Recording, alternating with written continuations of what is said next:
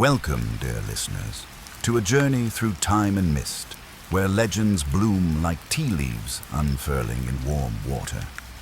Tonight, we begin our exploration of one of humanity's most beloved beverages, tea. Close your eyes, settle into comfort, and let me transport you to ancient lands where magic and reality dance together like steam rising from a perfect cup. In the beginning, there was silence, the kind of deep, peaceful silence that comes just before dawn, when the world holds its breath and waits for something extraordinary to happen. It was in such a moment, over 4,000 years ago, that tea first touched human lips, or so the legends tell us. The divine discovery picture, if you will, ancient China in the year 2737 BCE. The morning air is crisp and clean, filtered through towering mountains that pierce the sky like ancient guardians. In a peaceful grove, surrounded by trees whose leaves whisper secrets to the wind, sits a figure of great importance, Emperor Shen Nong, known to his people as the Divine Farmer.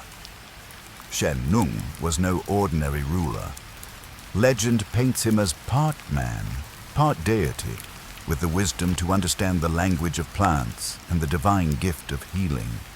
His crystal-clear abdomen allowed him to observe how different herbs affected his body, making him the perfect guardian of medicinal knowledge. On this particular morning, he had been experimenting with various plants, testing their properties in his endless quest to help his people. The emperor was known for his cautious nature. Having discovered that boiling water made it safer to drink, he always insisted on this practice.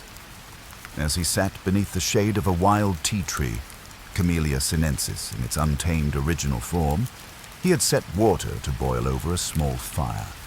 The flames danced hypnotically, casting moving shadows that played across the forest floor like living calligraphy. A gentle breeze stirred the branches above. In Chinese philosophy, such moments are never mere coincidence, but rather the universe aligning to create perfect harmony.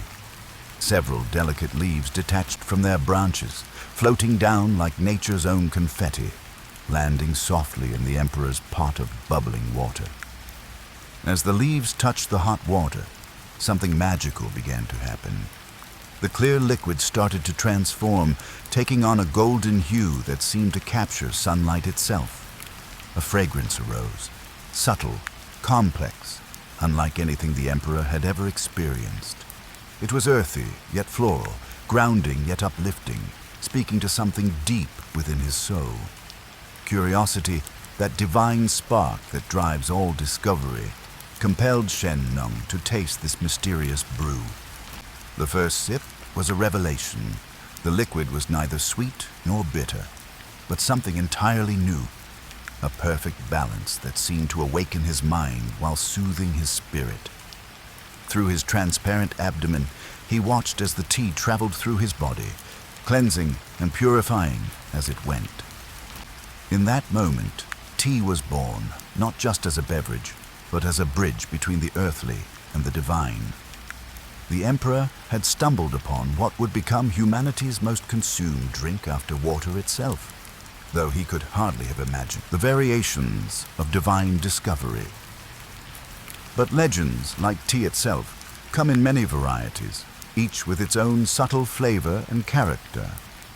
In some tellings of this tale, Emperor Shen Nong was not experimenting with herbs, but simply resting after a long day of ruling his vast kingdom.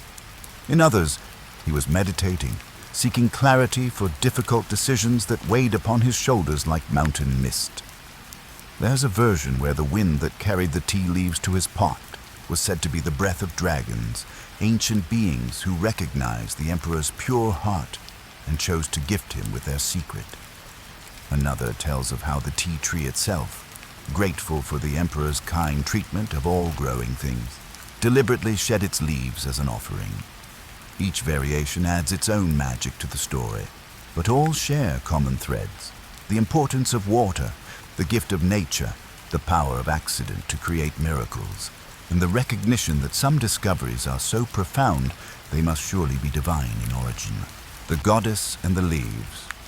While Emperor Shen Nong's discovery represents the most widely known origin story, the misty mountains of ancient China held other legends, each as beautiful as morning dew on fresh tea leaves. In the remote highlands where clouds kissed the earth each dawn, there lived a goddess known as Wei Po. She was the guardian of the tea plants, an ethereal being who could transform herself into morning mist or the gentle rain that nourished the growing leaves.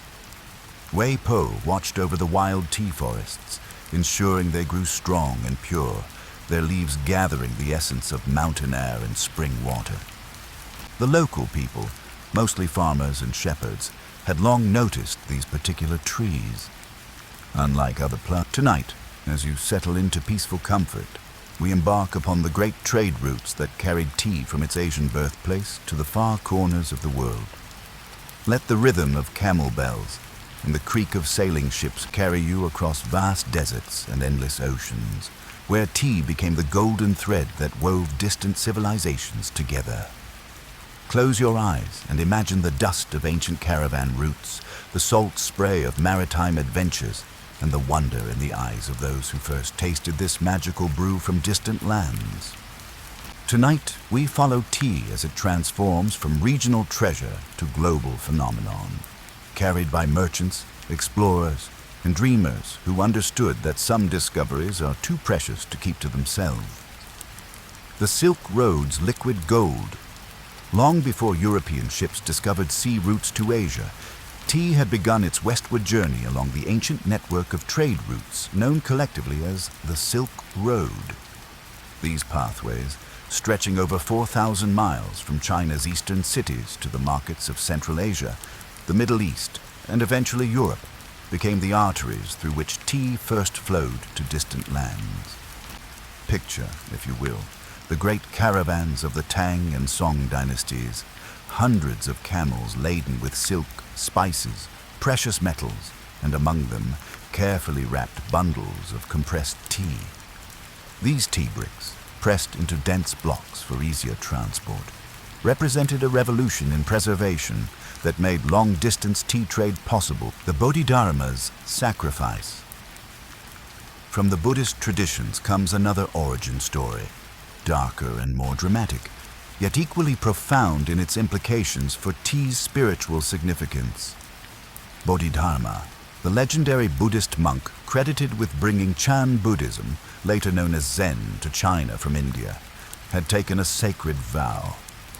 He would meditate continuously for 9 years, never sleeping, keeping his mind perfectly focused on achieving enlightenment, not just for himself, but to better serve all sentient beings. Picture this determined figure, sitting in a perfect stillness before a cave wall, his weathered hands folded in meditation. Days passed into weeks, weeks into months, and months into years. His body grew thin, his robes faded from weather and time, but his spirit remained strong and his purpose unwavering. But even the most disciplined mind faces challenges. In his 7th year of constant meditation, fatigue began to creep in like fog rolling over mountain peaks. His eyelids grew heavy with the weight of sleepless nights. The rhythmic sound of his own breathing began to lull him toward the very sleep he had sworn to avoid. The moment of crisis came on a particularly quiet night. Despite all his spiritual training and iron will, Bodhidharma felt himself beginning to drift toward slumber. In that instant, he faced a choice that would define not only his own spiritual journey, but create ripples that would spread across centuries. Rather than allow himself to break his sacred vow, Bodhidharma made a shocking decision. With swift, decisive action, he cut off his own eyelids, sacrificing them to ensure he could never sleep again. The eyelids fell to the earth, and from the ground where they landed, something miraculous occurred. 2 small plants began to grow, unlike any that had existed before. Their leaves were shaped remarkably like the eyelids of a human being, and when prepared as a drink, they had the most extraordinary property. They could keep a person alert and focused for meditation without causing the restless agitation that other stimulants produced. These were the first tea plants, born from sacrifice and dedication to spiritual awakening. The monks who came after Bodhidharma discovered that this new beverage was the perfect companion to meditation, providing gentle alertness while maintaining the calm mind necessary for deep spiritual practice. This legend explains why tea became so closely associated with Buddhist monasteries and why the practice of mindful tea preparation became a form of meditation itself. The drink born from such a sacrifice deserved to be treated with reverence and prepared with complete attention and gratitude. The Shen Nong's herb testing. Returning to Emperor Shen Nong, there exists a more detailed version of his discovery that reveals the systematic approach this legendary figure took toward understanding the natural world and its healing properties. As the divine farmer, Shen Nong had set himself an almost impossibly dangerous task. He would personally test every plant in his kingdom to determine which were beneficial and which were harmful to human health. This was no casual hobby, but a sacred mission to protect his people from accidental poisoning and to discover new medicines that could ease their suffering. Each day, Shen Nong would venture into the wilderness, guided by his supernatural ability to sense the inner nature of plants. His transparent abdomen allowed him to observe exactly how each herb affected his body, watching toxins spread or healing energies flow through his system. It was dangerous work. Legend says he poisoned himself dozens of times and had to use various antidotes to survive. On the day of tea's discovery, Shen Nong had been testing several potentially toxic plants. His body was struggling with the accumulated effects of various poisons, and he could feel his energy waning. His transparent abdomen showed the dark patterns of toxins spreading through his system like storm clouds gathering in a clear sky. It was then that the tea leaves fell into his boiling water. When he drank the resulting brew, he watched in amazement as the tea seemed to chase the toxins from his body, clearing the darkness and restoring his natural vitality. The leaves had revealed themselves to be not just harmless, but actively beneficial, a powerful detoxifier and restorative. This version of the legend establishes tea's earliest identity as a medicine first, beverage second. For centuries after this mythical discovery, tea would be primarily valued for its healing properties rather than its taste, though the two aspects would eventually merge into the holistic appreciation we know today. The cultural memory in legend. These origin stories, whether taken as literal truth or beautiful metaphor, reveal something profound about how early Chinese culture understood tea's significance. In each tale, several consistent themes emerge that speak to deeper truths about this remarkable plant and its relationship with humanity. First, there's the element of divine intervention or cosmic accident. Tea's discovery is never portrayed as the result of human ambition or scientific method, but rather as a gift from forces beyond ordinary understanding. This suggests that ancient peoples recognized something transcendent in tea's effects. Its ability to alter consciousness, promote health, and create social bonds in ways that seemed almost magical.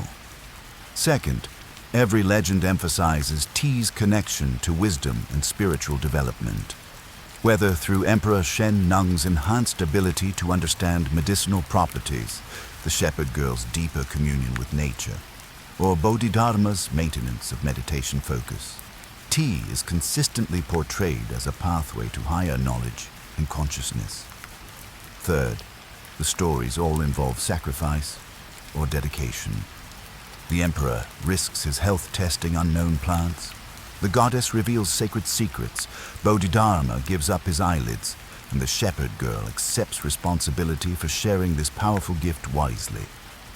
This theme suggests that tea's benefits come not from casual consumption, but from respectful, mindful engagement with its power. Finally, each legend places tea's discovery in a natural setting. Mountain groves, wild forests, caves surrounded by wilderness. This consistent connection to untamed nature reinforces tea's role as a bridge between the civilized human world and the deeper wisdom of the natural realm. The linguistic journey language itself tells part of tea's origin story, preserving ancient memories in the very words we use to describe this beloved beverage. The Chinese character for tea, cha, reveals layers of meaning that connect to tea's earliest cultural significance. The character combines elements meaning grass or plant and wood, literally depicting tea as a bridge between the herbaceous world of medicines and the woody realm of trees. This linguistic insight aligns perfectly with tea's botanical reality. Camellia sinensis can grow as a small bush when cultivated, but in its wild state, it becomes a substantial tree. As tea spread from its origins in China, different cultures adapted the word to their own languages, creating a linguistic map of tea's journey across the world. The two main families of tea-related words reflect the two primary routes by which tea traveled: the overland Silk Road and the maritime sea routes. Languages that receive tea via land routes tend to use variations of the Chinese cha, Russian chai, Japanese cha, Hindi chai, and Turkish tsay. Maritime routes brought variations of the Min Chinese te, English tea, French the, German tea, and Danish te. This linguistic evidence supports the archaeological record, showing how tea's influence spread gradually from its origins in ancient China, carrying with it not just the physical plant and knowledge of its preparation, but also the cultural memory embedded in its very name. The timeless beginning. As we reach the end of our first journey into tea's legendary origins, we find ourselves at a unique intersection of myth and reality, where scientific evidence and cultural memory blend like leaves steeping in perfectly heated water. Whether tea was discovered by a divine emperor, gifted by a mountain goddess, born from a monk's sacrifice, or gradually developed through the patient observations of countless unnamed ancestors, one truth emerges clearly.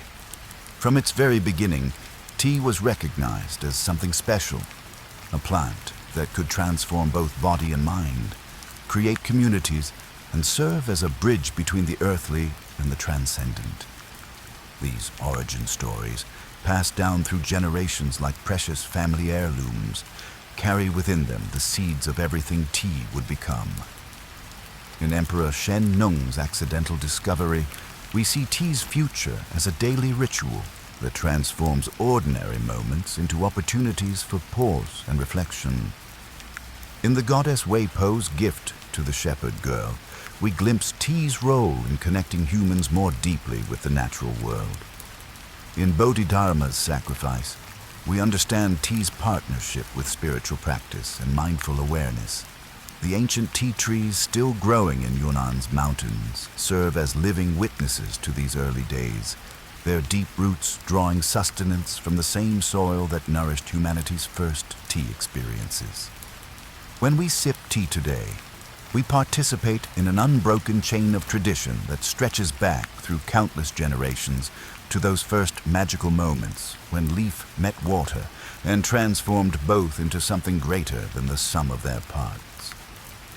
In the legends of tea's origin, we find not just the story of a beverage's beginning, but a mirror reflecting humanity's eternal search for connection to nature, to the divine, to each other, and to the deeper rhythms of life itself. As the mist rises from our evening cup, it carries with it the whispered echoes of all these ancient stories, reminding us that every time we prepare and share tea, we participate in one of our species' oldest and most beautiful rituals.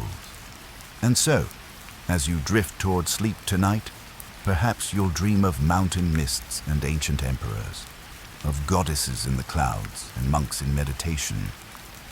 Perhaps you'll feel the gentle presence of those first tea pioneers who, in their courage to taste the unknown, gave us one of life's most enduring gifts.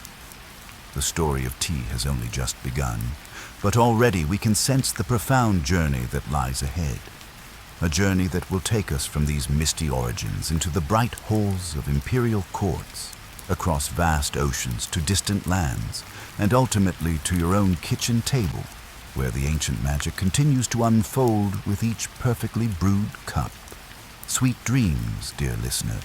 Tomorrow we'll continue our journey through tea's remarkable history, but tonight let the legends lull you gently toward rest, carried on the invisible steam of stories that have been warming hearts for over 4,000 years. Part 2. Ancient China and the Birth of Tea Culture. Welcome back, gentle listeners, to our continuing journey through the mists of time and the aromatic steam of history. Tonight, as you settle into comfort and let the day's worries dissolve like honey in warm water, we travel deeper into ancient China, where tea transformed from divine accident into the very soul of a civilization. If legends gave tea its birth, it was the patient hands and wise hearts of countless generations of Chinese people who nurtured it into one of humanity's most profound cultural achievements. Close your eyes and let me carry you to a time when dynasties rose and fell like seasonal harvests, when philosophy and poetry flowed as freely as tea from a perfectly crafted pot, and when a simple leaf became the foundation of an entire way of life. The Awakening Dynasty, tea in the Shang and Zhou periods. In the ancient mists of the Shang Dynasty, roughly 1600 to 1046 BCE, tea existed in a twilight state between wild plant and cultivated crop. Archaeological whispers tell us that in the mountainous regions of what we now call Yunnan, Sichuan, and Guizhou provinces, early Chinese peoples were already developing relationships with the tea plant that went far beyond casual consumption. Picture, if you will, small communities nestled in mountain valleys where morning fog clung to terraced hillsides like silk scarves draped across jade screens. Here, families who had lived for generations in harmony with the land began to notice patterns in their interaction with the wild tea trees. They observed which leaves provided the most beneficial effects, which seasons offered the finest harvests, and how different preparation methods could enhance or diminish tea's remarkable properties. During the Zhou Dynasty, which followed from 1046 to 256 BCE, these scattered practices began to coalesce into something resembling organized cultivation. The Zhou people, known for their sophisticated understanding of agriculture and their deep respect for ancestral wisdom, began to treat tea with the reverence reserved for truly precious plants. In Zhou-era texts, we find some of the earliest written references to tea, though often disguised under ancient characters that scholars are still working to fully decode. These early mentions describe tea not as a beverage for casual enjoyment, but as a substance of profound medicinal and spiritual significance. Zhou physicians, working within the emerging framework of traditional Chinese medicine, began to categorize tea according to its effects on the body's vital energies. The concept of qi, the life force that flows through all living things, became intimately connected with tea during this period. Tea was understood to be a plant that could regulate and enhance qi, helping to balance the opposing forces of yin and yang within the human body. This wasn't mere superstition, but represented a sophisticated understanding of tea's physiological effects, its ability to provide gentle stimulation without agitation, to calm the mind while sharpening focus, and to promote health without the harsh side effects of stronger medicines. The philosophical foundations, tea and the mandate of heaven. As Chinese civilization matured during the Zhou Dynasty, so too did its philosophical foundations. The concept of the mandate of heaven, the idea that righteous rule required harmony between human society and natural law, created a cultural context in which tea's virtues could be fully appreciated and developed. Tea, with its origins in wild mountain forests and its beneficial effects on both body and mind, seemed to embody this harmony between heaven and earth. The plant required patience to cultivate properly, wisdom to prepare correctly, and mindfulness to appreciate fully. These qualities aligned perfectly with the emerging Chinese ideals of balanced living and moral cultivation. Confucian scholars of the later Zhou period began to incorporate tea into their discussions of proper behavior and social harmony. They noted that tea preparation required attention to detail, respect for materials, and consideration for others, qualities that they saw as essential to a well-ordered society. The act of offering tea to guests became codified as an expression of respect and hospitality, laying the groundwork for tea ceremonies that would later become central to Chinese culture. Taoist philosophers, with their emphasis on following the natural way of things, found in tea a perfect example of Wu Wei, effortless action that flows in harmony with natural principles. The tea plant grew best when not forced, produced its finest leaves when harvested at the proper moment, and yielded its greatest benefits when prepared with patient attention rather than hurried efficiency. These philosophical frameworks didn't emerge overnight, but developed gradually over centuries, like the slow aging of fine tea that transforms simple leaves into liquid poetry. Each generation added its own understanding, its own refinements, creating a cultural foundation that would support tea's development into one of humanity's most sophisticated beverages. The Han Dynasty, tea enters the historical record. With the rise of the Han Dynasty in 206 BCE, tea stepped from the shadows of prehistory into the clear light of documented history. The Han period, known for its expansion of trade routes, technological innovations, and cultural flowering, provided the perfect environment for tea to evolve from regional curiosity to national treasure. It was during the Han Dynasty that tea first appeared in official records under its recognizable name. The character Cha began to appear in government documents, medical texts, and literary works, marking tea's transition from folk remedy to recognized commodity. Han-era archaeologists have uncovered tea-related artifacts in tombs throughout China, suggesting that by this time, tea had become valuable enough to accompany the deceased into the afterlife. The Han emperors, known for their sophisticated courts and love of luxury, became patrons of tea culture. Imperial tea gardens were established in the mountains of Sichuan and Yunnan, where skilled gardeners began the long process of selecting and cultivating the finest tea varieties. These imperial gardens became laboratories of tea innovation, where different processing techniques were developed and refined. One of the most significant developments during the Han period was the evolution of tea processing methods. Early tea preparation had been relatively simple. Fresh leaves were either chewed directly or briefly boiled in water. Han-era tea masters began experimenting with drying, steaming, and aging techniques that would transform tea from a simple medicinal brew into a beverage of remarkable complexity and depth. The Han Dynasty also saw the beginning of tea's association with literature and the arts. Court poets began to compose verses celebrating tea's virtues, comparing its effects to various states of enlightenment and spiritual clarity. These early tea poems established literary traditions that would flourish for centuries, creating a vast body of tea-related poetry that rivals any other subject in Chinese literature. The Three Kingdoms, tea as cultural bridge.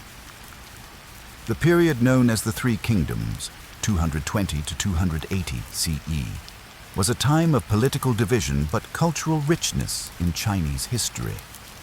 Despite ongoing warfare between the Wei, Wu, and Shu kingdoms, or perhaps because of the uncertainty of the times, tea culture continued to develop and spread throughout China. During this tumultuous period, tea served as a cultural bridge that transcended political boundaries. Diplomats from the various kingdoms often shared tea during negotiations, finding in its calming effects a neutral ground where enemies could meet as civilized human beings. The ritual of tea preparation, provided a structured activity that could occupy potentially tense moments, while tea's physiological effects helped to moderate emotions and promote clearer thinking. Buddhist monks, who had begun to arrive in China during the later Han period, quickly recognized tea's value for their spiritual practices. The gentle alertness that tea provided was perfect for long periods of meditation, while its preparation offered opportunities for mindful practice. Monasteries began to cultivate their own tea gardens, and monks became some of the most skilled tea cultivators and preparers in China. The Three Kingdoms period also saw the development of regional tea varieties and preparation styles. Each kingdom developed its own preferences and techniques, creating a diversity of tea culture that enriched the overall tradition. The Wu Kingdom, controlling much of southern China where tea grew naturally, became particularly renowned for its tea expertise. The Shu Kingdom, based in modern-day Sichuan, developed techniques for processing tea that would later become standard throughout China. The Jin Dynasty, refinement and ritual. As China reunified under the Jin Dynasty, 266 to 420 CE, tea culture entered a new phase of refinement and systematization. The relative peace and prosperity of the early Jin period allowed for the development of more sophisticated tea practices and the codification of tea-related knowledge. It was during the Jin Dynasty that the first detailed treatises on tea began to appear. These works, written by scholars who had devoted their lives to understanding tea's mysteries, covered everything from cultivation techniques to the philosophical implications of different preparation methods. They established tea as a subject worthy of serious academic study, elevating it from folk practice to scholarly discipline. The Jin period also saw the emergence of specialized tea merchants and the beginnings of a sophisticated tea trade network. Tea began to flow from the mountain regions where it grew naturally to the urban centers where it was increasingly in demand. This trade created the first professional tea buyers whose trained palates could distinguish between different grades and varieties of tea. Wealthy Jin-era families began to commission elaborate tea services made from the finest materials available. Pottery workshops began specializing in tea-related ceramics, developing shapes and glazes specifically designed to enhance tea's flavor and presentation. These early tea sets became family heirlooms, passed down through generations as symbols of cultivation and refinement. The aristocratic tea culture of the Jin dynasty also began to influence court ceremonies and social rituals. Tea service became an expected skill among educated men and women, and the ability to prepare and serve tea properly became a mark of good breeding and cultural sophistication. The northern and southern dynasties, regional flowering. The period of division known as the Northern and Southern Dynasties, 420 to 589 CE, saw tea culture develop along different paths in different regions of China, creating a rich diversity of traditions and practices that would eventually merge into an even more sophisticated national tea culture. In the northern regions, where the climate was less suitable for tea cultivation, tea became a luxury import that was highly prized by the aristocracy. Northern tea culture developed along more formal lines, with elaborate ceremonies and strict protocols governing tea service. The scarcity of tea in the north made it a symbol of wealth and status, leading to the development of ornate tea accessories and ceremonial practices. The southern regions, where tea grew more readily, developed a more relaxed and intimate tea culture. Southern tea practices emphasized the appreciation of tea's natural qualities rather than elaborate ceremony. Southern tea masters became known for their ability to bring out the subtle flavors and aromas inherent in different tea varieties, developing preparation techniques that would later be adopted throughout China. Buddhist and Taoist monasteries in both regions continued to play crucial roles in tea's development. Monastic tea gardens became centers of innovation, where new varieties were developed and cultivation techniques refined. Monks traveling between monasteries carried tea knowledge across political boundaries, ensuring that innovations in one region could benefit tea lovers throughout China. The period also saw the emergence of tea houses as social institutions. These establishments, which served tea along with light food and entertainment, became centers of cultural life in Chinese cities.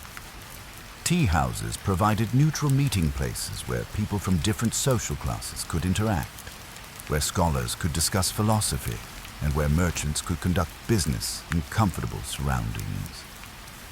The Sui Dynasty, unification and standardization. The brief but significant Sui Dynasty, 581 to 618 CE, reunified China and created conditions for tea culture to develop on a truly national scale. The Sui emperors, in their efforts to create a unified Chinese identity, promoted tea as one of the cultural practices that could bring their diverse empire together. During the Sui period, the imperial government began to take official interest in tea cultivation and trade. Government inspectors were appointed to oversee tea quality, and official standards were established for different grades of tea. This standardization helped to create a more unified tea market and ensured that tea lovers throughout the empire could have confidence in the quality of their purchases. The Sui dynasty also invested heavily in transportation infrastructure, building canals and roads that made it easier to transport tea from growing regions to population centers. This improved transportation network helped to reduce the cost of tea and make it accessible to a broader range of Chinese society. The period saw the compilation of the first comprehensive tea encyclopedias, works that attempted to catalog all known information about tea varieties, preparation methods, and cultural practices. These encyclopedias served as reference works for tea merchants, scholars, and enthusiasts, helping to preserve and disseminate tea knowledge throughout the empire. Lu Yu and the Tang Dynasty Renaissance. As we approach the Tang Dynasty, we stand at the threshold of tea's greatest flowering in Chinese civilization. But before we step into that golden age, we must pause to acknowledge the figure who would become tea's greatest chronicler and systematizer, Lu Yu, known to history as the Tea Sage. Born in the 8th century during the early Tang period, Lu Yu was an orphan raised by Buddhist monks who recognized his exceptional intelligence and deep sensitivity to the natural world. From his earliest years, Lu Yu showed an almost mystical connection to tea, able to distinguish between different varieties by sight, smell, and taste, with an accuracy that amazed even experienced tea masters. Lu Yu spent decades traveling throughout China, visiting tea-growing regions, studying cultivation methods, and learning from tea masters in every corner of the empire. He observed how different soils, climates, and processing techniques affected tea's character. He studied the water sources that different regions used for tea preparation, noting how mineral content and purity influenced the final beverage. Most importantly, Lu Yu understood that tea was more than just a drink. It was a complete cultural system that encompassed agriculture, craftsmanship, philosophy, and social interaction. His masterwork, the Cha Jing Tea Classic, would become the definitive text on tea culture, influencing tea practices not only in China, but throughout East Asia for over a millennium. The birth of tea aesthetics. As Chinese tea culture matured through these early dynasties, it developed its own aesthetic principles that would influence all subsequent tea traditions. These aesthetics weren't imposed from above by imperial decree, but emerged organically from centuries of careful observation and refinement by countless tea lovers. The principle of Wu Wei, or effortless action, became central to tea aesthetics. The best tea preparation appeared effortless, even though it required years of practice to achieve. Like a master calligrapher whose brushstrokes seemed to flow naturally across paper, a skilled tea master made the complex process of tea preparation look simple and graceful. Harmony became another crucial aesthetic principle. Every element of the tea experience, the tea itself, the water, the vessels, the environment, and the company, needed to work together in perfect balance. Disharmony in any element could destroy the entire experience, no matter how fine the tea or skilled the preparation. Simplicity emerged as the highest form of sophistication in tea culture. The most admired tea services were often the most understated, their beauty lying in perfect proportions and subtle details rather than obvious ornamentation. This aesthetic principle influenced Chinese art and design far beyond tea culture, becoming one of the defining characteristics of Chinese artistic sensibility. The social revolution of tea. Perhaps most remarkably, tea culture in ancient China created one of history's first genuinely democratic social institutions. While most aspects of Chinese society were rigidly hierarchical, with strict protocols governing interactions between different social classes, tea houses and tea gatherings operated according to different rules. In the presence of exceptional tea, social distinctions seemed to dissolve. A poor scholar who could appreciate tea's subtleties might be treated with greater respect than a wealthy merchant who couldn't distinguish between fine and ordinary tea. Tea knowledge became a form of social currency that could elevate individuals regardless of their birth or economic status. This democratizing effect of tea culture had profound implications for Chinese society. Tea houses became centers of intellectual exchange where new ideas could be discussed and debated. The egalitarian atmosphere of tea culture provided a model for social interaction that influenced Chinese concepts of friendship, hospitality, and civilized behavior. The spiritual dimensions. As tea culture developed in ancient China, it maintained strong connections to the spiritual traditions that had nurtured it from its earliest days. Buddhism, Taoism, and Confucianism all found in tea culture expressions of their deepest teachings about the nature of reality and the path to enlightenment. Buddhist monks continued to use tea as an aid to meditation, finding in its gentle stimulation the perfect balance between alertness and tranquility necessary for deep spiritual practice.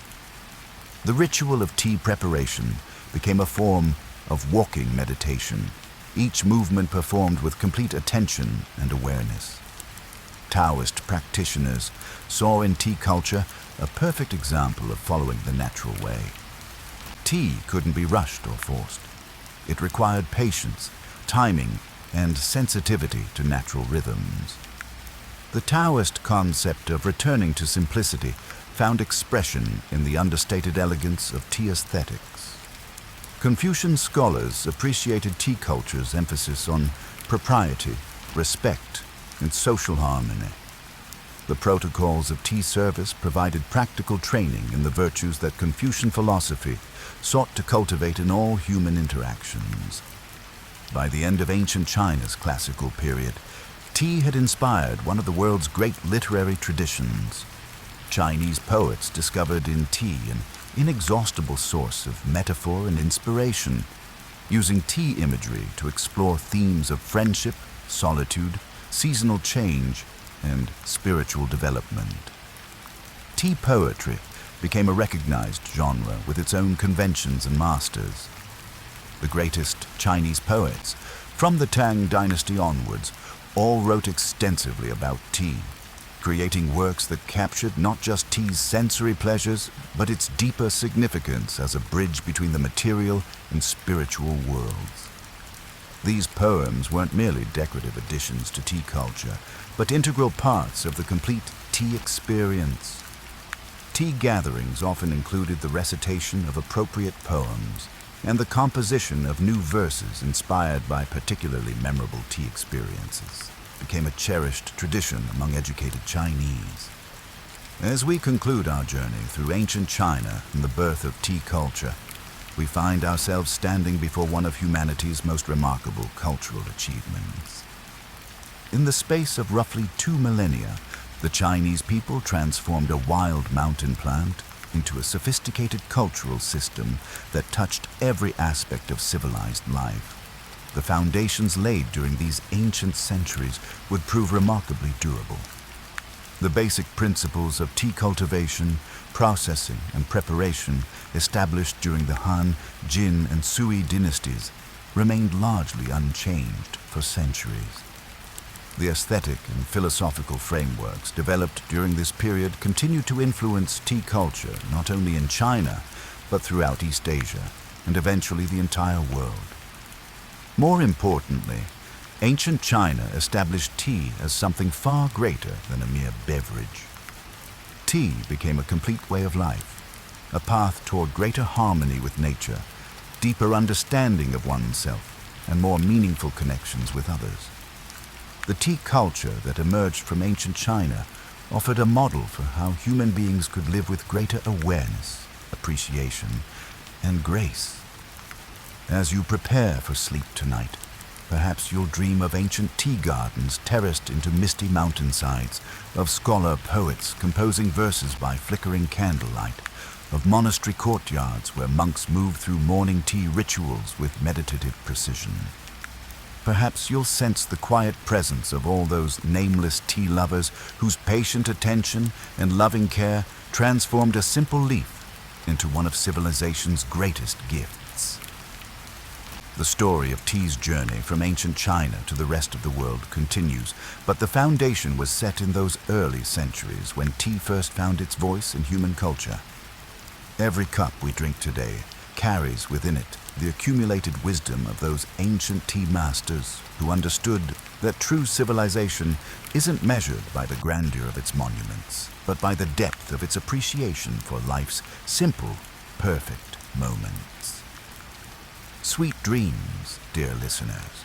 Tomorrow, we'll follow tea's journey as it crosses the sea to Japan, where it will encounter new soil, new aesthetics, and new possibilities for expressing the eternal truths that tea has always whispered to those patient enough to listen. The ancient roots run deep, and from them, all future tea traditions will grow.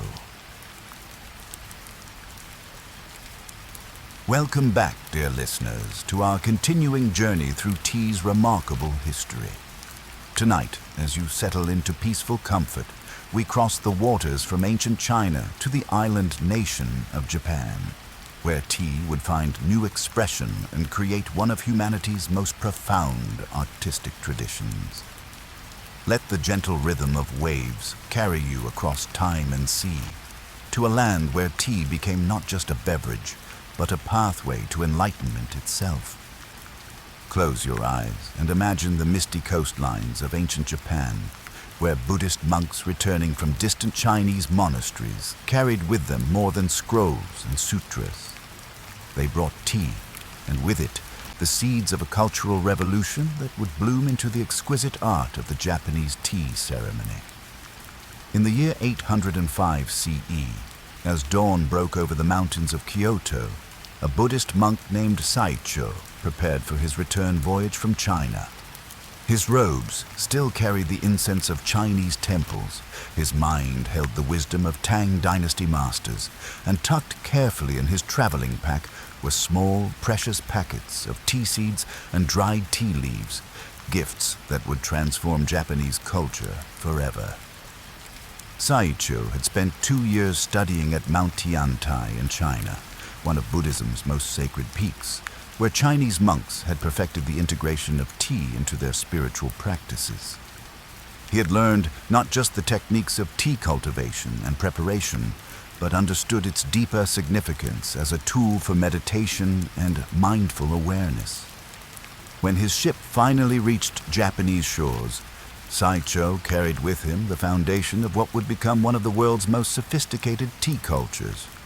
But like all great cultural exchanges, the introduction of tea to Japan would be gradual, requiring decades of patient cultivation, both of the plants themselves and of the cultural understanding necessary to appreciate tea's profound gifts.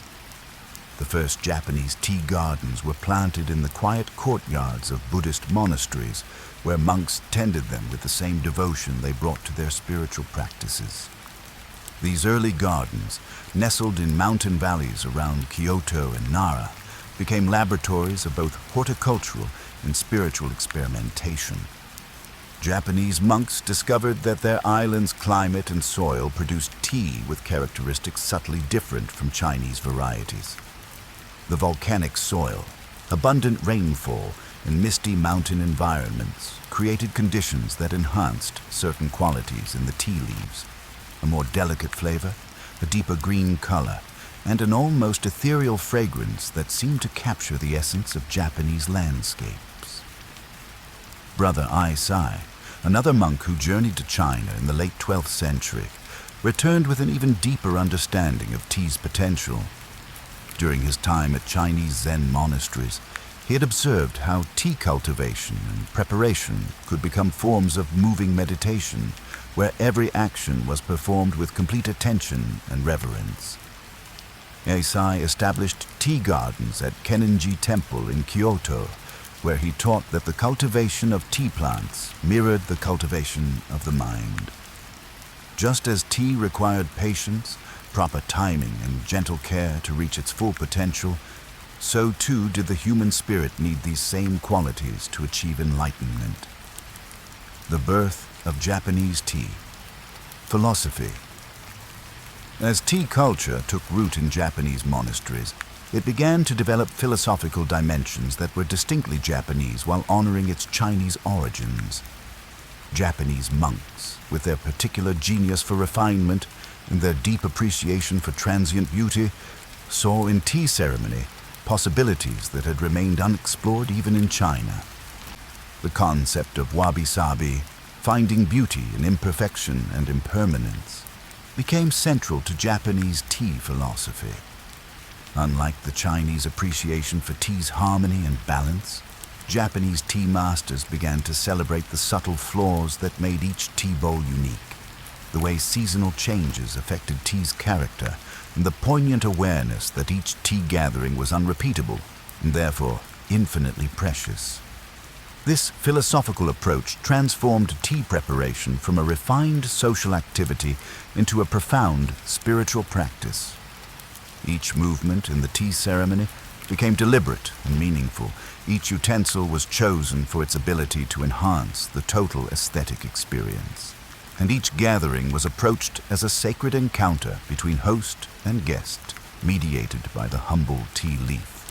In the 16th century, Japanese tea culture produced its greatest genius, Sen no Rikyu, a man whose name would become synonymous with the highest achievements of the tea ceremony. Born into a merchant family in Sakai, Rikyu possessed an almost supernatural sensitivity to beauty and an intuitive understanding of tea's deepest principles. Rikyu studied under the great tea masters Takeno-ju and Kitamura Doan, absorbing not only their techniques but their philosophical approaches to tea. However, Rikyu's genius lay in his ability to strip away everything unnecessary and reveal tea ceremony's essential spirit. Where others added complexity, Rikyu found ways to achieve greater depth through greater simplicity.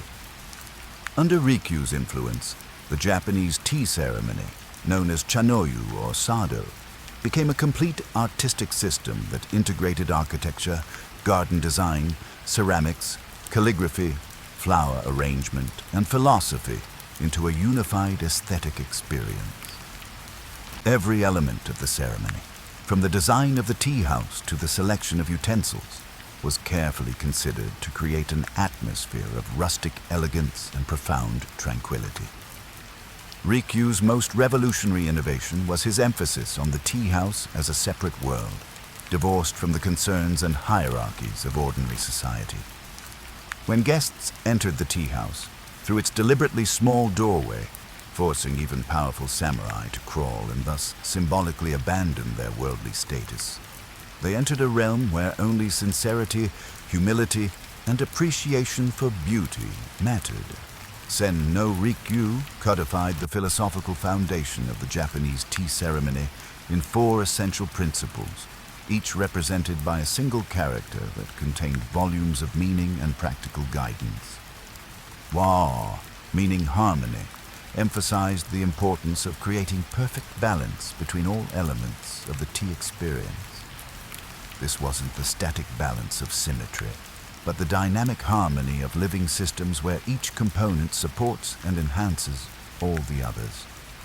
The tea, the water, the utensils, the season, the company, and the conversation all needed to work together in seamless unity. K, or respect, governed the relationships between all participants in the tea ceremony. This respect extended beyond human interactions to include reverence for the tea itself, gratitude for the craftsmen who created the utensils, and appreciation for the natural forces that made the tea gathering possible. Every bowl, every careful handling of precious objects, every considerate gesture expressed this fundamental attitude of respect. Se, meaning purity, referred both to physical cleanliness and spiritual clarity.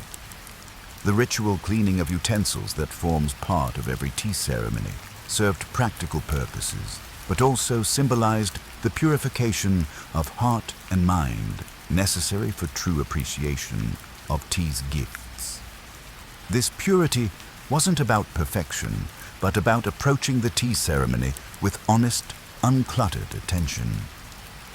Jaku, or tranquility, represented the ultimate goal of tea ceremony, a state of profound peace that arose naturally when harmony, respect, and purity were achieved. This tranquility wasn't empty silence, but a rich, aware stillness in which the deepest truths could be perceived and appreciated. In this state, the simple act of sharing tea became a gateway to enlightenment. Japanese tea masters understood that physical environment profoundly influenced consciousness, and they developed a unique architectural tradition specifically designed to enhance the tea ceremony experience. The tea house, or chashitsu, became one of Japan's most distinctive architectural forms, a perfect example of how function and beauty could merge into transcendent art. Traditional tea houses were deliberately small, usually accommodating no more than 4 or 5 people. This intimacy forced participants to interact more closely and created an atmosphere of shared vulnerability and trust. The low ceilings and small windows created a sense of enclosure and protection from the outside world, while carefully positioned openings provided glimpses of gardens that seemed to extend the tea house into the natural landscape. The tokonoma, a raised alcove that served as the tea room's spiritual center, displayed a hanging scroll and perhaps a single flower arrangement chosen specifically for each gathering. These displays changed with the seasons and occasions, ensuring that no 2 tea ceremonies were ever identical. The selection and arrangement of these elements became an art form in itself, requiring deep knowledge of literature, seasonal associations, and aesthetic principles.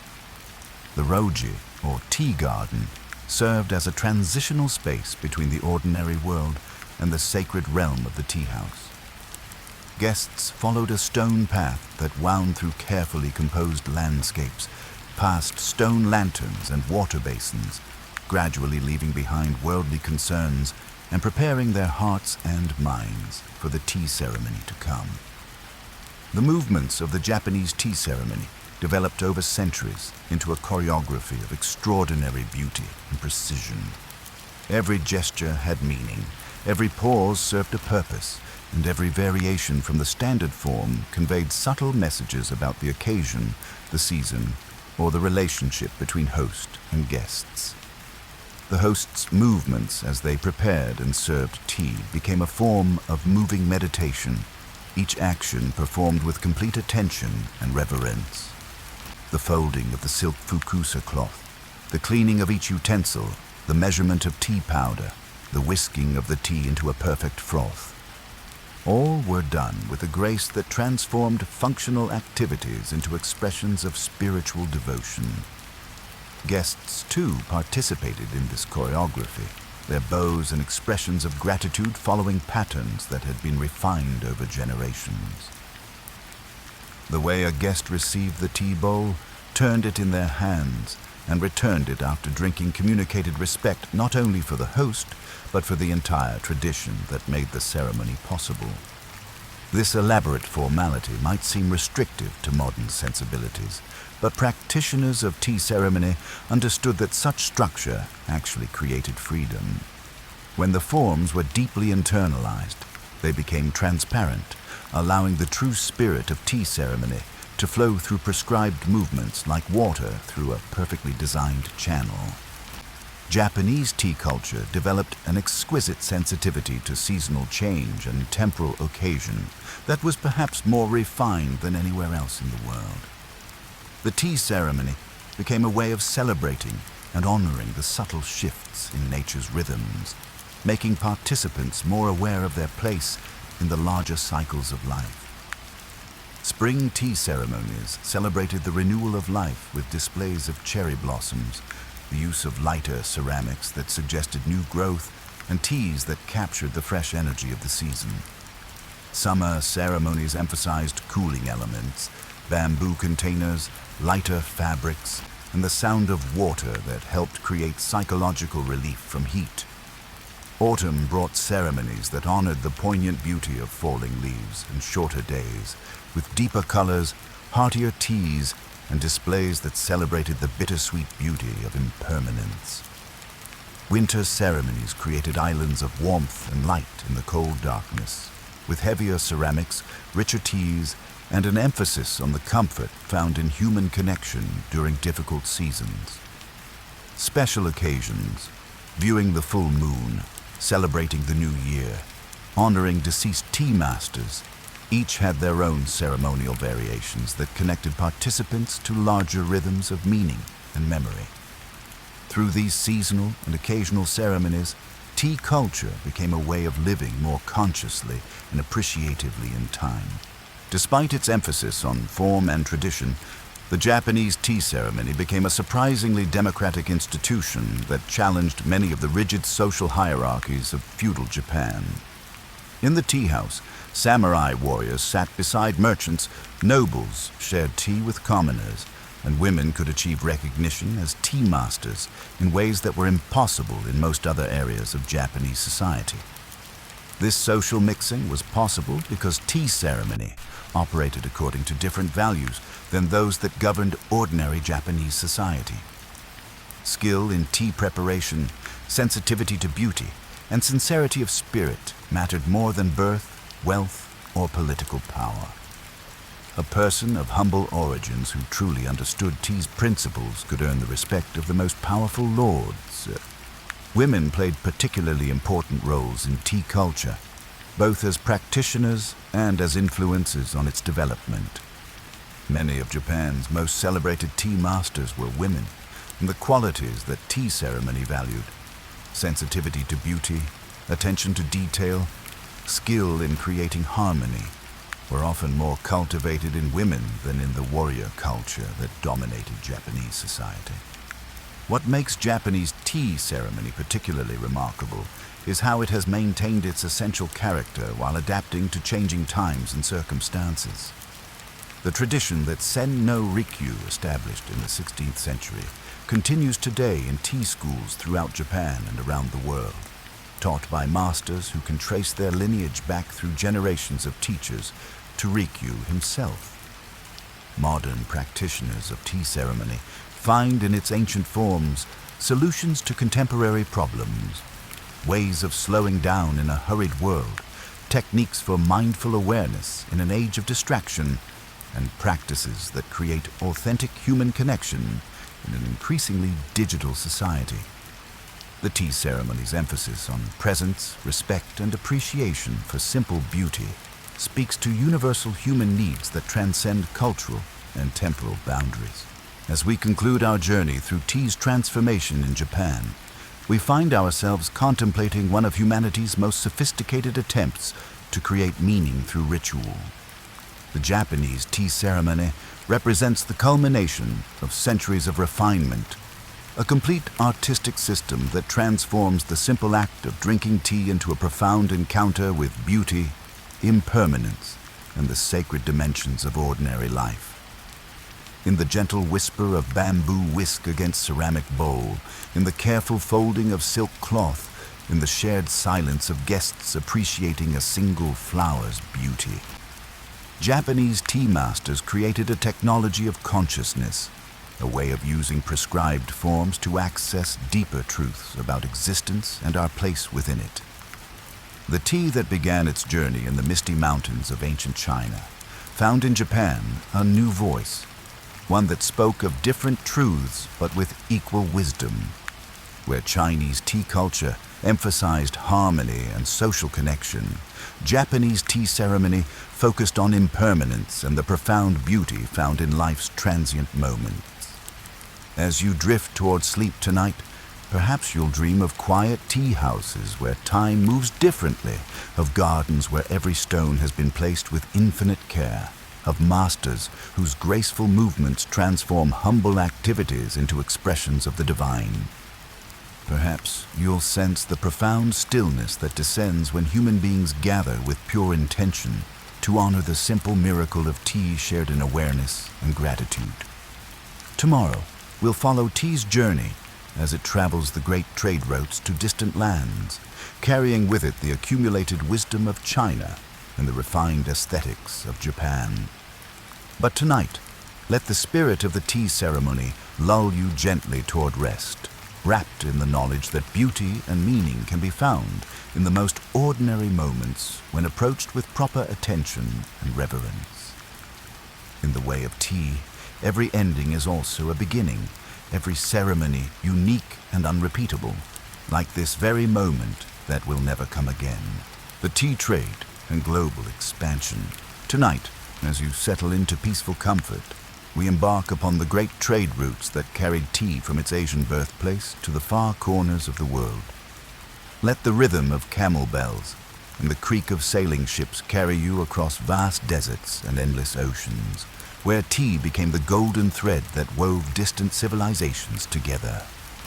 Close your eyes and imagine the dust of ancient caravan routes, the salt spray of maritime adventures, and the wonder in the eyes of those who first tasted this magical brew from distant lands. Tonight, we follow tea as it transforms from regional treasure to global phenomenon, carried by merchants, explorers, and dreamers who understood that some discoveries are too precious to keep to themselves. The Silk Road's liquid gold. Long before European ships discovered sea routes to Asia, tea had begun its westward journey along the ancient network of trade routes known collectively as the Silk Road. These pathways, stretching over 4,000 miles from China's eastern cities to the markets of Central Asia, the Middle East, and eventually Europe, became the arteries through which tea first flowed to distant lands. Picture, if you will, the great caravans of the Tang and Song dynasties, hundreds of camels laden with silk, spices, precious metals, and among them, carefully wrapped bundles of compressed tea. These tea bricks, pressed into dense blocks for easier transport, represented a revolution in preservation that made long-distance tea trade possible for the first time. The caravanners who carried these precious cargoes understood that they bore more than mere merchandise. Tea had become a form of currency in some regions, valued as highly as silver or gold. Tibetan traders would exchange these tea bricks for horses, furs, and other goods, creating an economic relationship that would endure for centuries. Along the dusty routes, in caravanserai where merchants rested between stages of their arduous journeys, tea began to encounter new cultures and traditions. Persian traders discovered that tea provided the perfect respite from desert heat and the ideal companion for long conversations beneath star-filled skies. Turkish merchants found that tea's gentle stimulation helped them stay alert during lengthy negotiations, while its warming properties provided comfort during cold mountain passes. Each culture that encountered tea adapted it to local tastes and customs. The Mongolians mixed it with milk and salt, creating a hearty brew suitable for their nomadic lifestyle. Tibetan peoples churned tea with yak butter, producing a rich, nourishing drink that provided essential calories in their harsh mountain environment. Russians developed the tradition of drinking tea from samovars, turning tea service into a social ritual that could last for hours. While overland routes carried tea steadily westward, the real explosion in global tea trade came with the development of maritime shipping routes in the 16th and 17th centuries. European powers, driven by their appetite for Asian luxuries and their competitive ambitions, began establishing sea routes that could carry far larger quantities of goods than any overland caravan. The Portuguese were among the first Europeans to encounter tea in Chinese ports during the late 16th century. Portuguese missionaries and traders, establishing themselves in Macau, wrote home about a remarkable beverage that the Chinese valued so highly they would often prefer it to wine or other alcoholic drinks.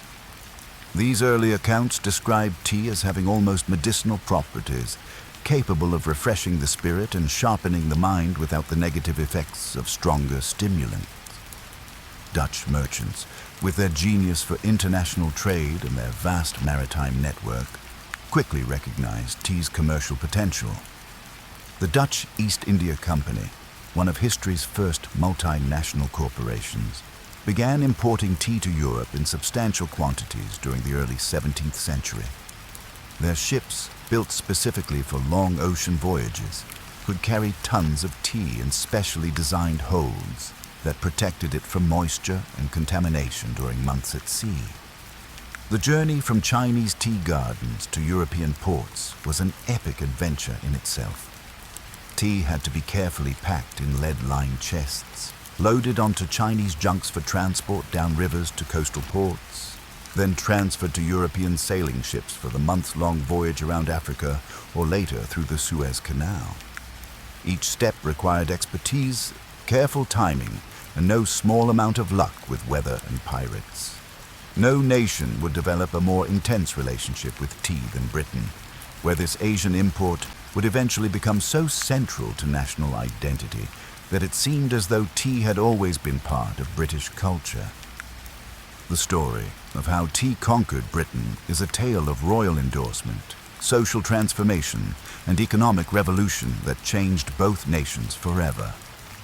Tea first arrived in Britain during the 1660s, brought by Portuguese Princess Catherine of Braganza when she married King Charles II.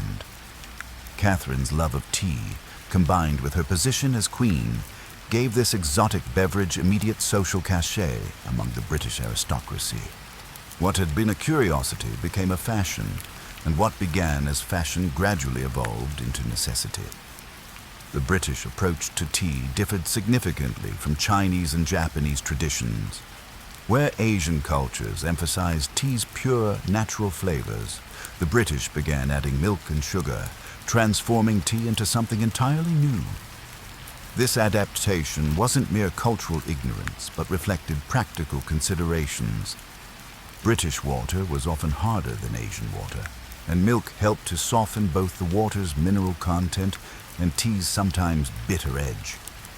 The addition of sugar reflected Britain's growing involvement in Caribbean sugar plantations, creating economic connections that linked tea consumption to the broader patterns of international trade and, tragically, slavery.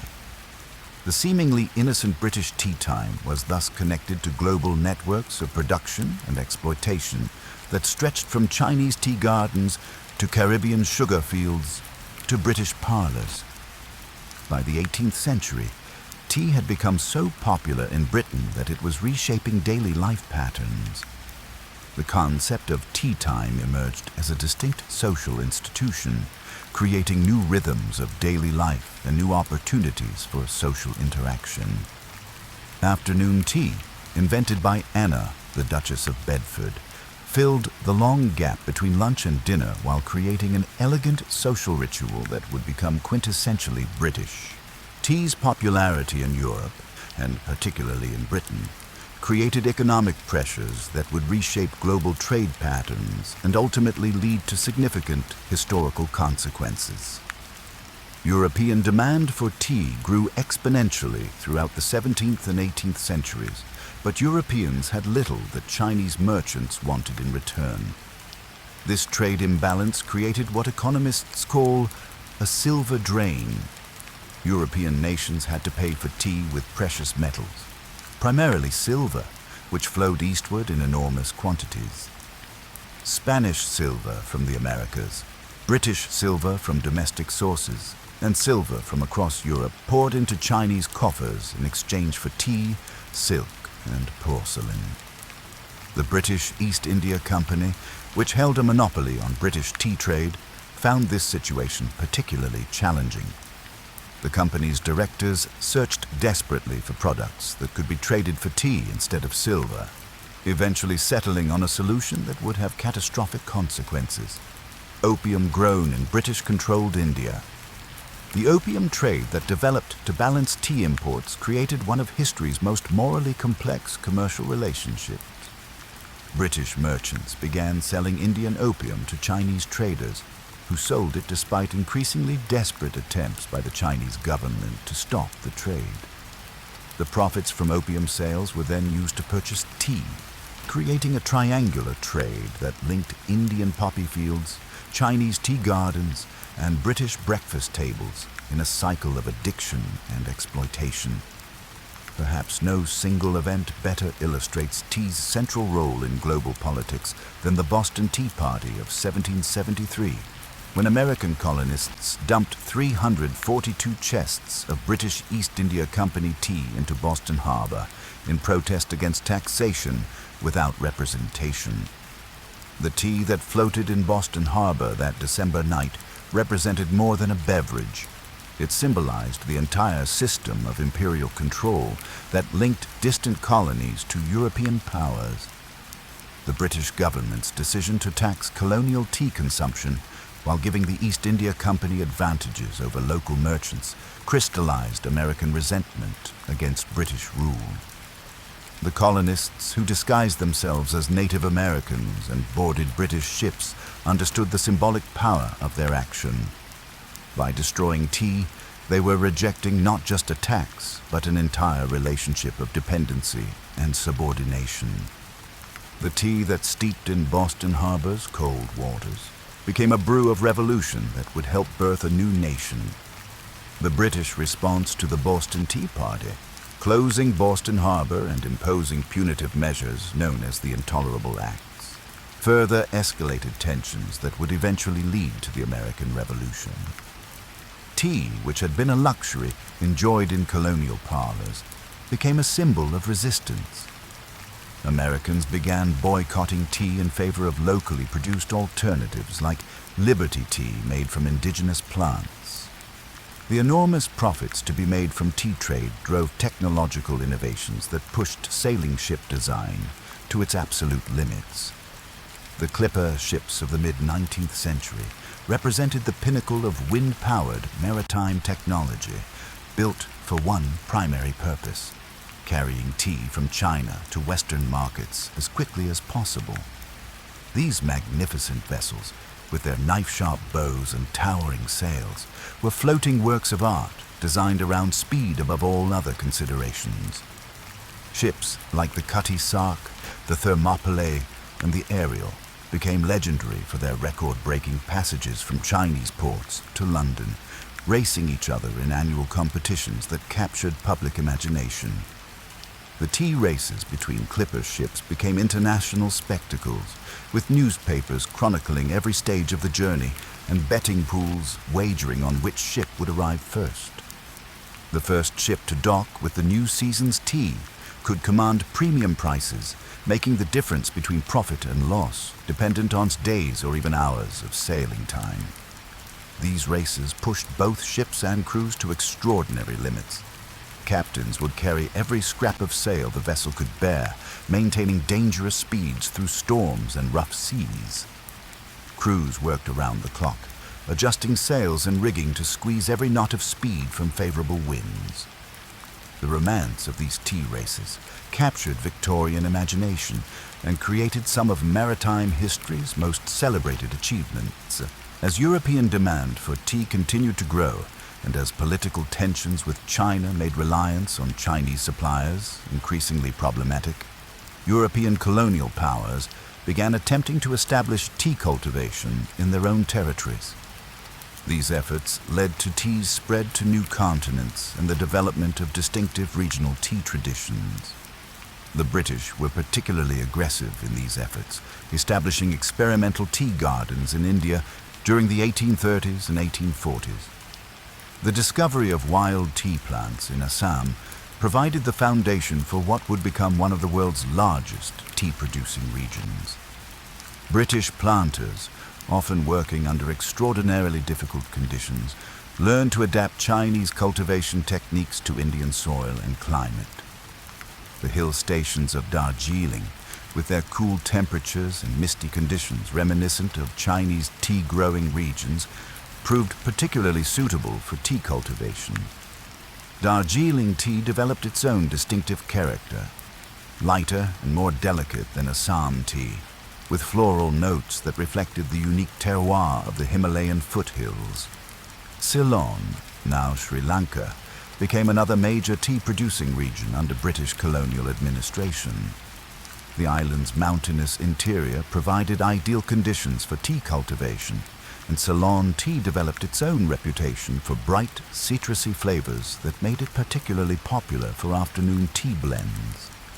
Dutch colonial authorities established tea gardens in Java and other Indonesian islands, while French colonists experimented with tea cultivation in Vietnam and other parts of Indochina.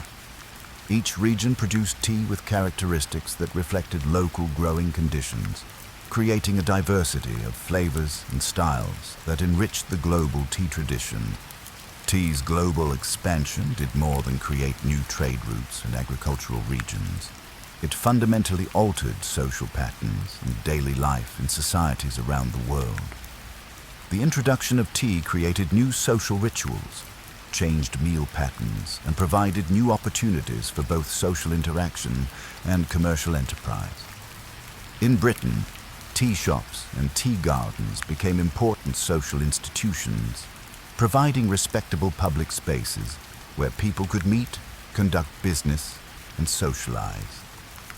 The tradition of afternoon tea created new employment opportunities for domestic servants and new markets for porcelain, silver, and textile manufacturers who supplied the elaborate accessories that proper tea service required. Working-class families found in tea an affordable luxury that could transform simple meals into more satisfying experiences. A cup of tea with bread and butter became the foundation of countless family meals, providing both nutrition and comfort at relatively low cost. Tea's stimulating effects also made it valuable for industrial workers whose long hours and repetitive tasks benefited from caffeine's alerting properties.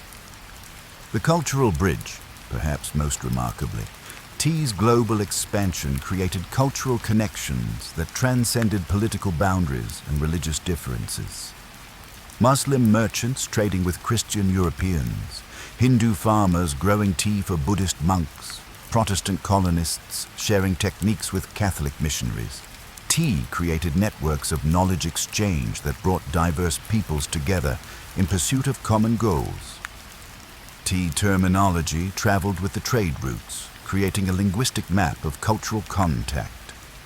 The two great families of tea words, those derived from Chinese cha and those from Min Chinese te, revealed the routes by which tea knowledge spread.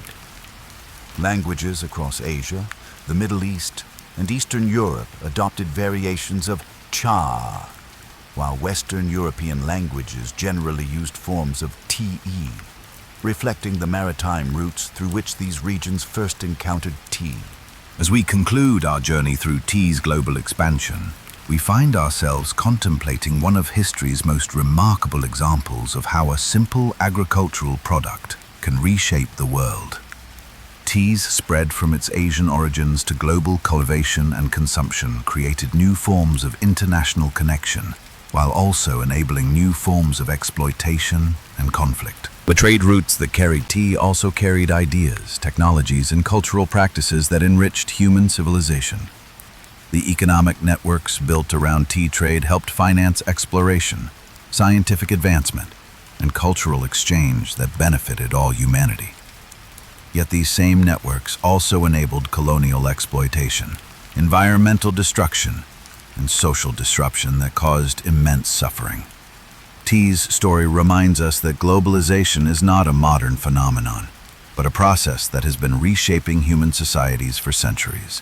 The cup of tea that we enjoy today connects us to farmers in distant lands, to merchant adventurers who risked everything for profit and discovery, to technological innovators who built the ships and developed the preservation techniques that made global tea trade possible. As you prepare for sleep tonight, perhaps you'll dream of great ships racing across endless oceans, their holds filled with precious cargo that would change the world. Perhaps you'll sense the courage of merchants who risked everything to carry tea to new lands, or the ingenuity of farmers who learned to grow this Asian plant in African soil and American sunshine. Tomorrow, we'll explore how tea became entangled with revolution and industry, shaping the modern world in ways both profound and unexpected. But tonight, let the gentle rhythm of trade winds and ocean currents carry you toward peaceful rest, wrapped in the knowledge that every cup of tea connects you to one of humanity's greatest adventures. In the wake of every ship, in the dust of every caravan route, tea left traces of connection that still bind our world together. Tea in revolution and industry.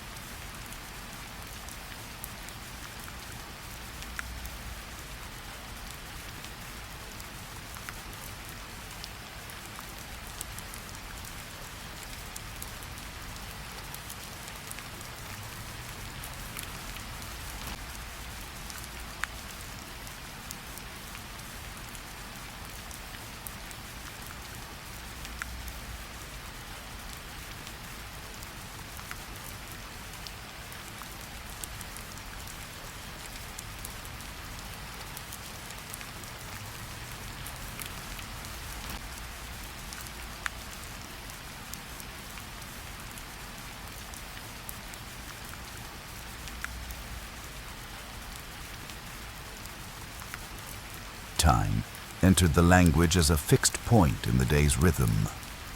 Perhaps nowhere was tea's role in social transformation more evident than in the British suffrage movement. The drawing rooms where women gathered for afternoon tea became informal headquarters for political organizing. Over delicate china cups and petit fours, women discussed voting rights, economic independence, and social reform. Tea rooms and tea shops, run predominantly by women, became some of the first socially acceptable public spaces where women could gather independently of male supervision. The aerated bread company's tea shops, which began opening across London in the 1880s, provided respectable employment for women and safe meeting places for the growing women's movement. Picture these early tea rooms, small, cozy spaces with lace curtains and polished wooden tables where the gentle clink of teaspoons against saucers provided a soundtrack to revolutionary conversations. Here, suffragettes planned marches, distributed literature, and built the networks that would eventually win women the right to vote. The temperance movement, too, found tea to be an ally. As activists campaigned against alcohol consumption, tea houses offered an alternative to public houses and taverns. The idea that tea was a moral, wholesome beverage, in contrast to the demon alcohol, became a powerful tool for social reformers. As tea production industrialized, we must also acknowledge the darker aspects of this transformation. The great tea plantations of India, Ceylon, and other colonies were built on systems of indentured labor that often amounted to little more than slavery. Workers, many brought from other regions under false promises of prosperity, found themselves trapped in cycles of debt and dependence. They lived in cramped barracks, worked long hours in all weather, and were paid wages that barely covered their basic needs. The beautiful, orderly rows of tea bushes that graced colonial postcards were tended by hands that knew little freedom. Women and children worked alongside men in the tea gardens, plucking the tender shoots in the early morning mist. Their skilled fingers, trained from childhood to select only the finest leaves, made possible the perfect cups of tea that graced British tables thousands of miles away. Yet their names are largely lost to history, their contributions acknowledged only in the anonymous quality of the leaves they picked. The British colonial system created a global network of tea production that enriched the empire while extracting wealth from the colonies. The profits from tea helped build railways, fund armies, and construct the grand buildings of Victorian Britain, while the tea gardens themselves remained places of hardship and limited opportunity for their workers. As the 19th century drew to a close, tea began to transform from a commodity into branded products that consumers could trust and request by name. Thomas Lipton, a Scottish grocer with a genius for marketing, revolutionized how tea was sold and consumed. Lipton understood that tea buyers wanted consistency and quality assurance. He established his own tea gardens in Ceylon, ensuring control over every step of production from bush to cup. His famous slogan, "Direct from the tea garden to the teapot," promised customers freshness and authenticity. Picture Sir Thomas Lipton himself, with his distinctive white beard and confident smile, sailing to Ceylon to inspect his tea gardens personally. He was one of the first businessmen to understand the power of personal branding, making himself the face of his tea company and guaranteeing quality with his own reputation. Other pioneering tea companies followed suit. Twinings, which had been serving tea from its London shop since 1706, began packaging pre-blended teas for home consumption.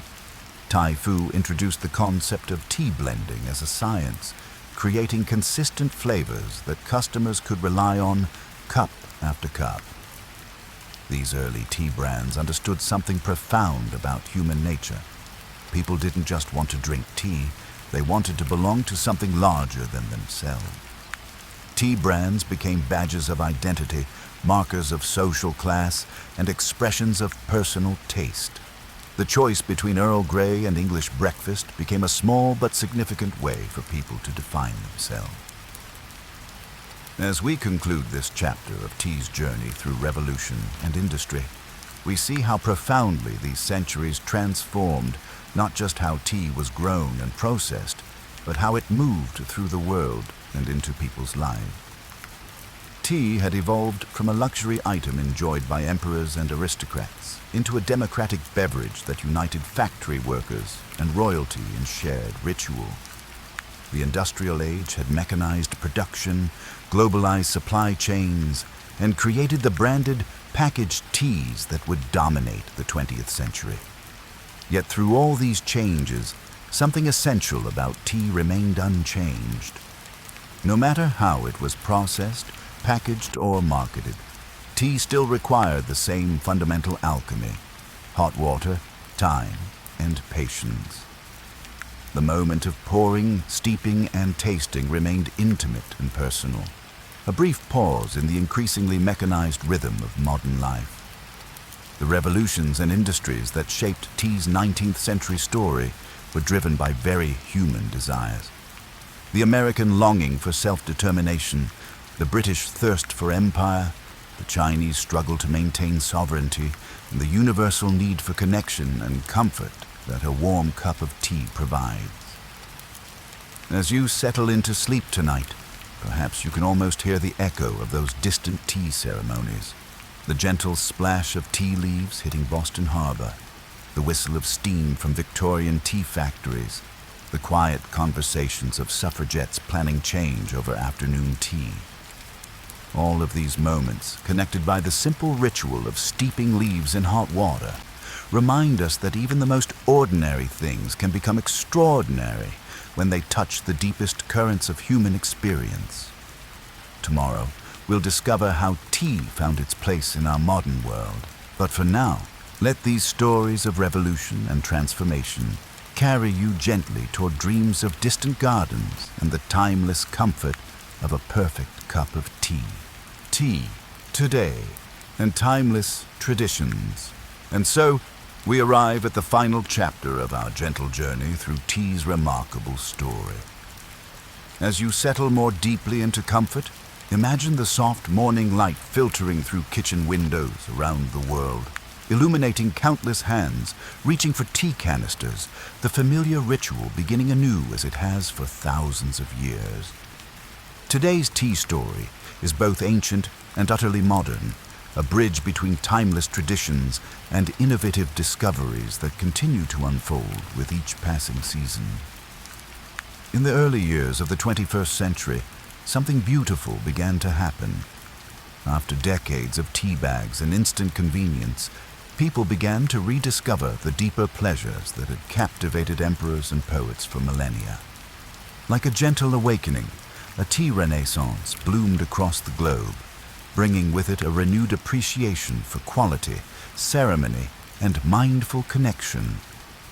Picture the modern tea enthusiast, perhaps not so different from yourself, carefully measuring loose leaves into a ceramic teapot. They understand that the water temperature matters, that delicate white teas prefer a gentle 175 degrees, while robust black teas thrive in fully boiling water. They know that timing is everything. 2 minutes for a green tea, 5 for a hearty English breakfast. This renaissance brought with it tea sommeliers, artisans who could distinguish between teas from different gardens, different seasons, even different times of day when the leaves were picked. Like wine connoisseurs, they speak of terroir, how the soil, climate, and altitude of a tea garden influence the character of its leaves. A Darjeeling from the spring, flush tastes of mountain flowers and fresh air, while an autumn harvest carries deeper, more muscular notes. Specialty tea shops began appearing in cities worldwide, their shelves lined with glass jars containing teas from every corner of the earth. These weren't just retail spaces, but temples to tea culture, where knowledgeable staff could guide curious customers through tastings, explaining the subtle differences between a Ceylon and an Assam, between a rolled oolong and a flat-pressed white tea. And so, we arrive at the final chapter of our gentle journey through tea's remarkable story. As you settle more deeply into comfort, imagine the soft morning light filtering through kitchen windows around the world, illuminating countless hands reaching for tea canisters, the familiar ritual beginning anew as it has for thousands of years. Today's tea story is both ancient and utterly modern, a bridge between timeless traditions and innovative discoveries that continue to unfold with each passing season. In the early years of the 21st century, something beautiful began to happen. After decades of tea bags and instant convenience, people began to rediscover the deeper pleasures that had captivated emperors and poets for millennia. Like a gentle awakening, a tea renaissance bloomed across the globe, bringing with it a renewed appreciation for quality, ceremony, and mindful connection. Picture the modern tea enthusiast, perhaps not so different from yourself, carefully measuring loose leaves into a ceramic teapot. They understand that the water temperature matters, that delicate white teas prefer a gentle 175 degrees, while robust black teas thrive in fully boiling water. They know that timing is everything. 2 minutes for a green tea, 5 for a hearty English breakfast. This renaissance brought with it tea sommeliers, artisans who could distinguish between teas from different gardens, different seasons, even different times of day when the leaves were picked. Like wine connoisseurs, they speak of terroir, how the soil, climate, and altitude of a tea garden influence the character of its leaves. A Darjeeling from the spring flush tastes of mountain flowers and fresh air, while an autumn harvest carries deeper, more muscular notes. Specialty tea shops began appearing in cities worldwide, their shelves lined with glass jars containing teas from every corner of the earth. These weren't just retail spaces, but temples to tea culture, where knowledgeable staff could guide curious customers through tastings, explaining the subtle differences between a Ceylon and an Assam, between a roll douce long and a flat-pressed white tea. As the 21st century unfolded, a beautiful movement began to emerge. Small-scale tea producers who approached their craft with the dedication of artists. These weren't industrial tea factories, but intimate operations where every step of production was carefully considered and lovingly executed. In the hills of Taiwan, tea masters continued the ancient tradition of oolong production, hand-rolling leaves with techniques passed down through generations. Their teas bore poetic names: Iron Goddess of Mercy, Oriental Beauty, High Mountain Oolong, each one capturing something essential about the tea's character or origin. Small tea gardens in places like Nepal, Vietnam, and even unexpected locations like the hills of North Carolina began producing exceptional teas that could compete with the most famous gardens of China and India. These artisan producers often focused on sustainable organic methods that honored both the environment and the communities where tea was grown. The farm-to-cup movement paralleled similar trends in coffee and food, with tea drinkers becoming increasingly interested in knowing exactly where their tea came from, who grew it, and how it was processed. Direct trade relationships developed between small tea gardens and specialty retailers, ensuring that more of tea's value remained with the farmers and communities that grew it. Modern technology began to enhance rather than replace traditional tea culture in fascinating ways. Precision temperature kettles allowed home brewers to heat water to exact temperatures for different tea types. Smart devices could time steepings with perfect accuracy, while apps helped tea enthusiasts log their tastings and discover new varieties. Online communities of tea lovers formed around the world, sharing brewing techniques, trading rare teas, and connecting across continents through their shared passion.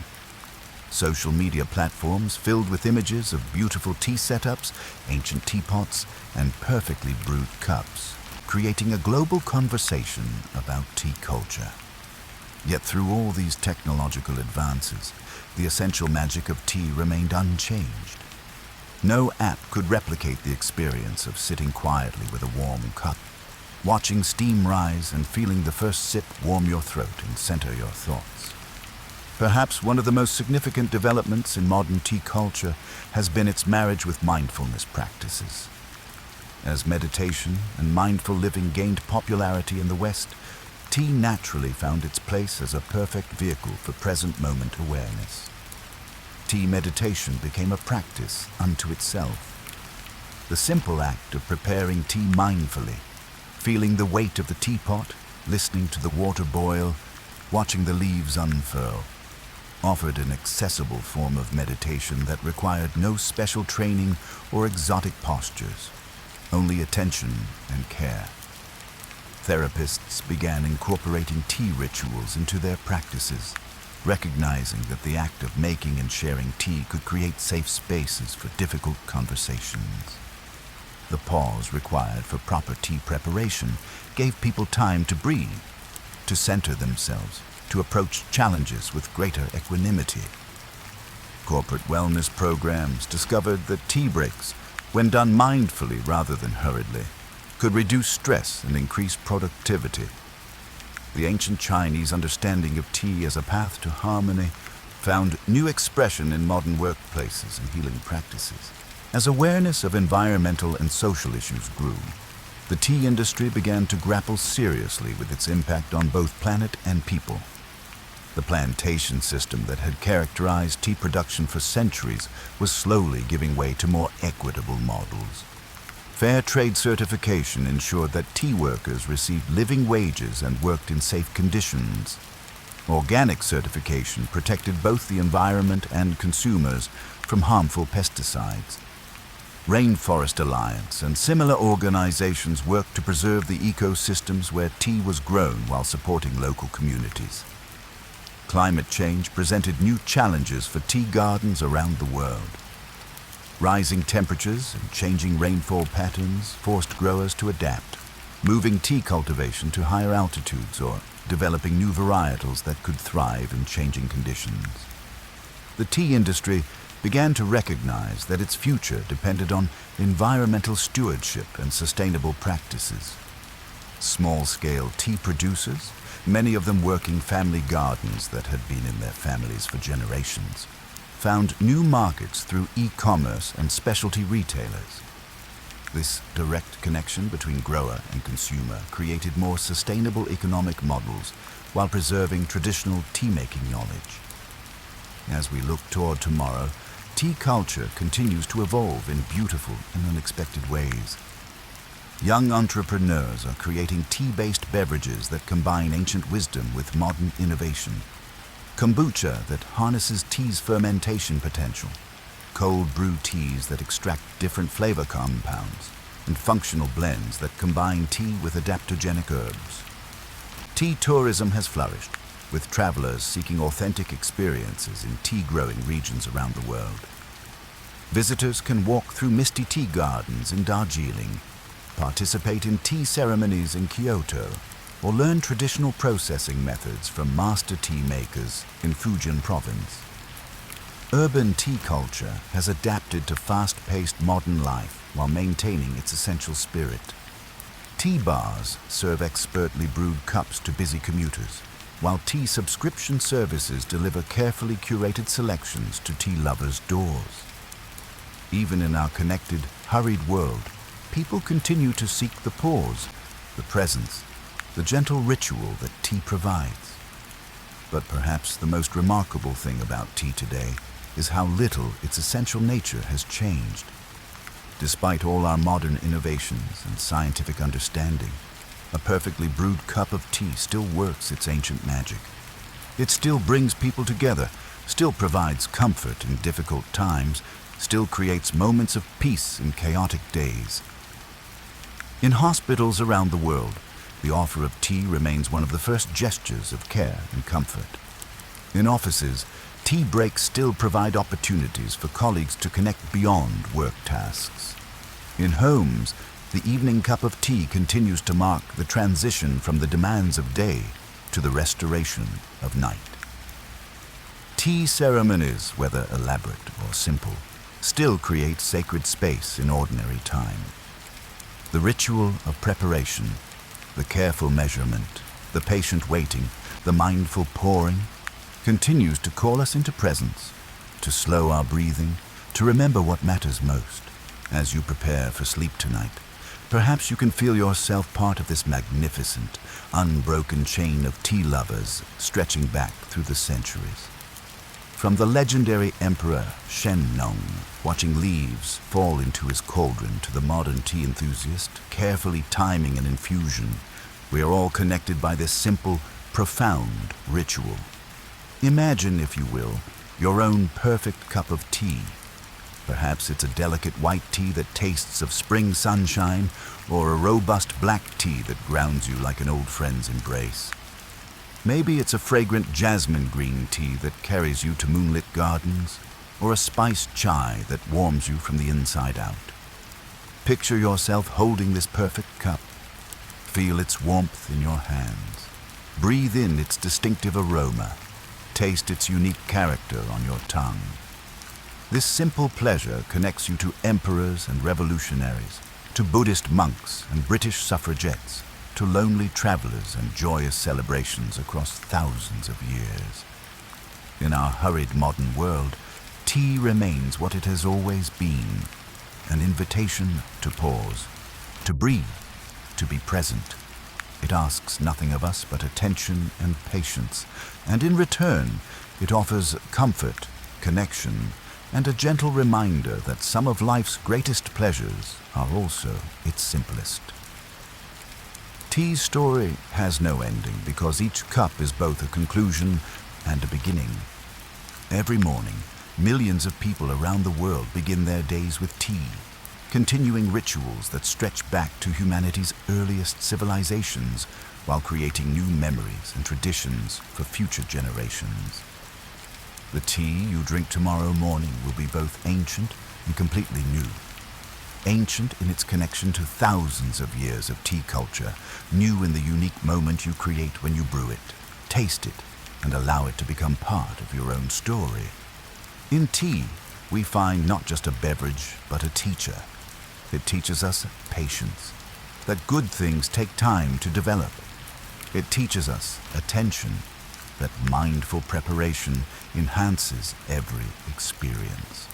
It teaches us connection, that sharing simple pleasures multiplies their joy.